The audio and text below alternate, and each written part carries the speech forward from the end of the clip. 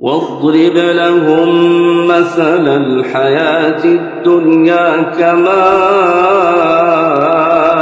أنزلناه من السماء فاختلط به نبات الأرض فأصبح هشيما تذروه الرياح وكان الله على كل شيء مقتدرا.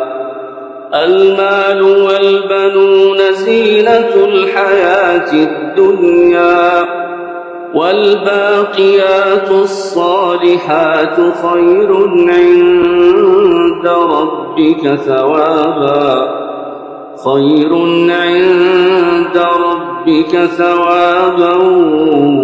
وخير أملا.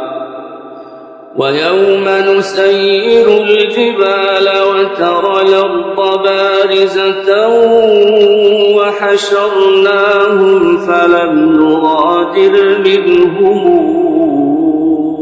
أحدا وعرضوا على ربك صفا لقد جئتمونا كما خلقناكم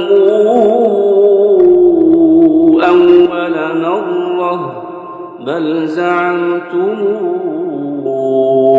أن لن نجعل لكم موعدا. ووضع الكتاب فترى المجرمين مشفقين مما فيه ويقولون يا ويلتنا ما لهذا الكتاب لا يغادر صغيرة